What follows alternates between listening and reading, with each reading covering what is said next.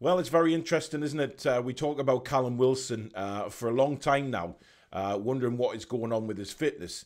Now, he's actually come out and admitted that he hasn't trained in over a week, which is staggering to me.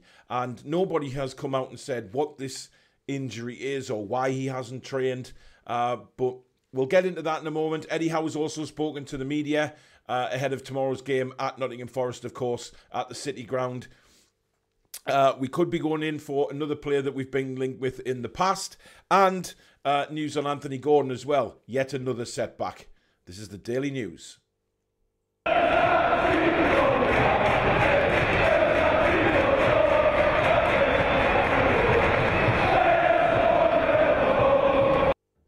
Hi everybody, I'm Paul back again, and yeah, we'll start off with Callum Wilson because I think it's quite a very, very big story for me. We've been wondering what's been going on with Callum Wilson for a long time now. He hasn't looked fit. He hasn't played particularly well since Christmas. Now, Eddie Howe came out after Christmas and said that he'd had a very serious illness. We're not sure what that illness was. We speculate it may be COVID, it may be something else. But the club have never come out and said what it is. Now, he's recently said in a podcast that he hasn't trained in over a week and a half now. And this is due to a niggling fitness worry. Now, somebody needs to explain to a lot of the fans what the hell this means by a niggling fitness worry, because, you know, I think as fans we probably deserve to know that, what's going on at the club, and certainly with fitness of players and things like that. And I think that the issue with Callum Wilson has dragged on for so long now. I do think the club should let us know what this niggling injury is, because it's gone on for forever. And it's not getting any better for him. He's also admitted that obviously seeing Isak scoring last week, you know, he's pleased for Isak and things like that. But as a fellow striker, he wants to be the man in that position. But at the moment, he's not, and he's a long way from it, to be honest. Now, also on Anthony Gordon. Anthony Gordon had, well, he's had a scan on the ankle injury that he had, and Eddie Howe has said it's more serious than first thought. He's not even on the grass at the minute with regards to running or training or anything like that, and it's going to be longer than originally first thought. Of course, Eddie said that the physios are doing all they can to help him get fit again, but at the moment, it's not looking great for Anthony Gordon to get back anytime soon, guys. As I say, slightly worse than first thought. Now, Eddie Howe has also challenged Joe Willock to maximise his potential and get into the England squad. Now, we all know that Joe has been playing really well, but he does go missing sometimes in games. You know, he'll have a great 45 minutes and then disappear, or he'll have a poor first half, then come into it second. But lately, since he had that little bit of a hamstring niggle, he's come back and done exceptionally well.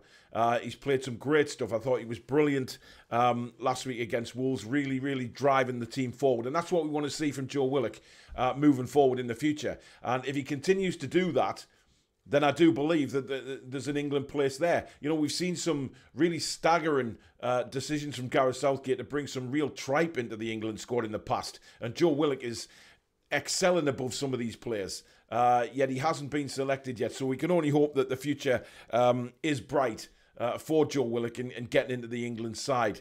Now, a little bit of transfer news before we go into the press conference, and according to 90 Minutes, Newcastle are once again looking at the Bayer Leverkusen left-back, Michael Bakker. Now, he has been mentioned in a couple of transfer shows that we've done, you know, last summer, winter, and he keeps getting mentioned. Now, Newcastle United are apparently prepared to offer £16 million for the left-back, and we all know left-back is a position that we do need looking at. Yes, probably another striker and a couple of midfielders as well, but left-back, we don't have that left-back that drives, that overlaps, that crosses the ball, and I think that has a detrimental effect to Maxi as well. When he's trying to look for an overlap and left back, you know, he'll cut inside, he frees up space on the left-hand side, but he hasn't got an overlap and left back. Now, Dan Burn did do it a couple of times against Wolves, to be fair, but for me, you know, he's not the answer long-term at left-back. I think he's done a wonderful job, don't get me wrong, but we need one of those quality left-backs to come in and do a job there. So, yeah, Bakker is a very, very good left-back and would certainly, you know, interest me as a Newcastle fan if he was to come to Newcastle. Now, on to the press conference, and obviously speaking ahead of the Forest game tomorrow night. Remember, it's tomorrow night, 8 p.m. kickoff, and you can catch the full commentary here with myself on the Toon Review, on the watch-along. He started off saying, we want to go into the international break on a high and with positive momentum. If we can get a result in this game, I think we'll be in a really good place, and I think it's an important game for us. Without a doubt, he's right exactly what he says there about going into this game and getting 3 points. The international break, pain in the arse break again, if you ask me. I hate international breaks, but we have to put up with them, unfortunately. And Eddie Howe knows that if we can get another 3 points tomorrow night, it'll put us in really good stead to make that final drive for a European push.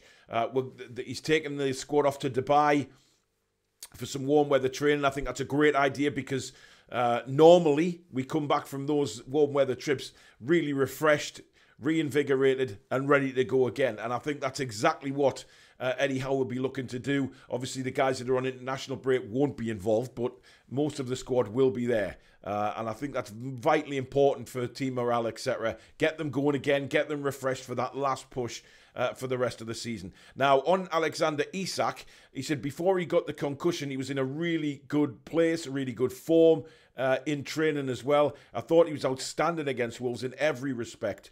Physically and technically, he was very good. Hopefully, that's the start of a really good run for him. So, if you try and read into what Eddie Howe's saying there, he will be starting again tomorrow night. Now, with the issue with Callum Wilson, I don't see how he can start Callum Wilson if he's never in training. If he has got this niggling fitness issue, it needs sorting. Now, obviously, Callum came on against Wolves, but didn't do anything. He was poor again. But Isak was superb. Now, the more he gets on the pitch, the more games he plays, then the fitter he's going to be to complete the 90 minutes. There's obviously a worry there about Callum Wilson, whatever this niggling injury is. But Isak was outstanding last week. He really was. He was outstanding. And I can't wait to see how he develops. He played really well with Maxi as well. He's got a good thing going with Maxi, and I think that could be very exciting moving forward for the rest of the season. Now, on Jacob Murphy, who started last week and fully justified his place, got some really good crosses in, did really well defensively, helping out Trippier. Now, he rested Miggy. He rested Miggy last week. He admitted that he rested him, so does Miggy come back in? Anyway, this is what he had to say on Jacob. He's been brilliant behind the scenes, a real positive energy every day in training, and he hones his skills meticulously. He's a player that wants to invest time in trying to find new ways to elevate his game. I thought he was excellent last week. Brilliant comments from the manager that can only really give a real boost up the backside for Jacob Murphy. Now, we know Murphy has been... In the past, he's been one of them players where he has impressed when he's come on as substitute, but then he's fallen away again when he's been given that start. But he fully justified his start last week. Now, Eddie Howe has a decision to make because obviously Miggy came on and scored. But, you know, was that a good impact sub? You know, can Miggy do that again from the start? Does he deserve to start? I'd be interested to know what you guys think about the Wilson situation, about, you know, does Jacob Murphy start again ahead of Miggy? Now, we know Eddie Howe does not like to change winning sides, or as, you know, as much as he can, not change things. Now, he's not being pressured into putting Miggy back in because Jacob Murphy did so well. And look, if you get a starting place and you justify that place and you play well, it's criminal to be dropped. So possibly Jacob Murphy will get that start again tomorrow. Now, on the changes made against Wolves, he said it's vital you have the opportunity to do that. It's a long season and the way we play is demanding. We ask a lot physically. It's nice to be able to pull someone back and give them a chance to reset. For me, it's just a natural process. Now, as he said that, there's a photo of Miggy scoring the goal underneath that comment on Twitter. So whether that's a sign that he's just mainly talking about Miggy Almiron is very interesting because, as I say, I don't think Jacob Murphy deserves to be dropped. And given the way Eddie's reacted in the past, I don't think he likes to change a winning side. He will look at Nottingham Forest. He will look at how they play. We know that Forest are injury ravaged, but we'll do more on that in the live show tonight for the match preview. But they have a lot of injuries. So if there's somebody in that hasn't played a lot of games this season, will Eddie Howe think about putting Miggy back in to counteract that and give somebody a real rough time? Or was he just delighted with the way Jacob Murphy played last week, getting the crosses in? Because Isak, as he saw last week, he can head a ball. We were complaining that he missed a header just before that, then he went and put a beautiful header in.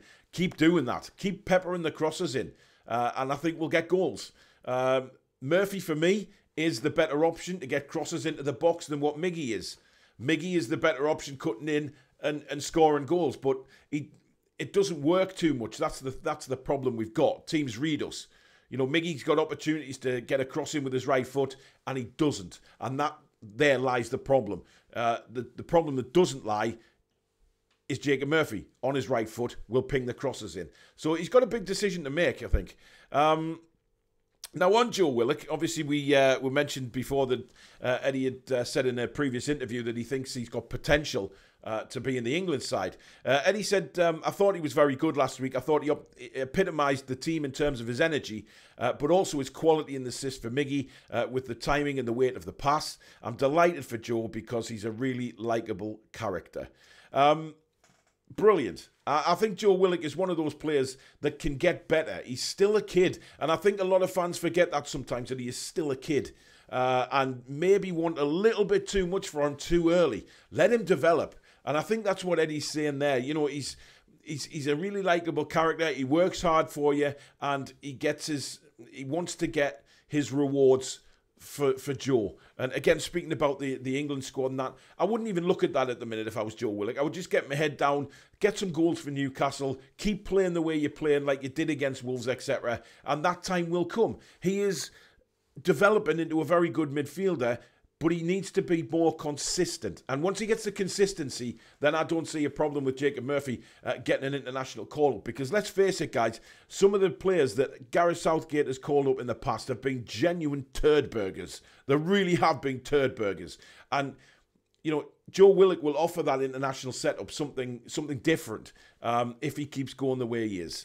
Now, finally, he talked about the mood in the dressing room after Sunday's win. He says, we're desperate for another win. That doesn't change. The mood has been lifted for the win.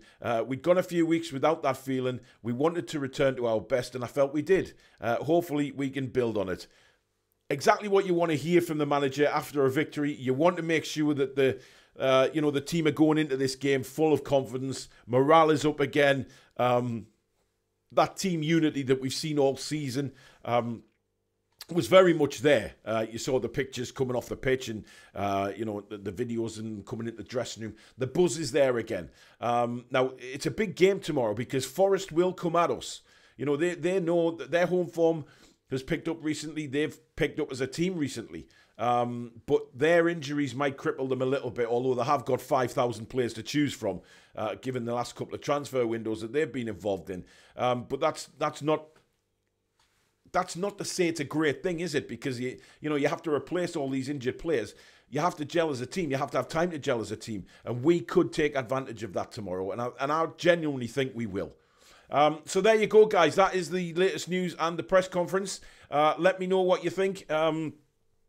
Obviously, Callum Wilson. I'm interested to know what you guys think on Callum Wilson, because still nothing about what this niggling fitness problem is. Whether it's illness or whether it's muscle, I don't know. Nobody knows. Should the club come out and tell us? And of course, what do you think about everything Eddie's had to say? Of course, a setback for Anthony Gordon as well. Honestly, injuries sometimes are a pain in the arse. They really are. But there you go, guys. If you have enjoyed today's video, please do hit the like button for me. It does help us build the channel. And of course, if you're new and you like what you see, come and be part of the community. Hit that subscribe button and also the bell, which will let you know when we go live, we upload, or we schedule in a show. If you're watching this on Thursday, don't forget, Earlier time, of course, for the match previews now on a Thursday, 6 p.m. We go live and we will be previewing the Forest game a lot more in depth. Stato has his graphics back, so you'll be able to see what Stato thinks of where certain players will play, how we can counteract Nottingham Forest and things like that. So a lot to look forward to, and we will see you live at 6. If not, enjoy the rest of your day, guys. Take care.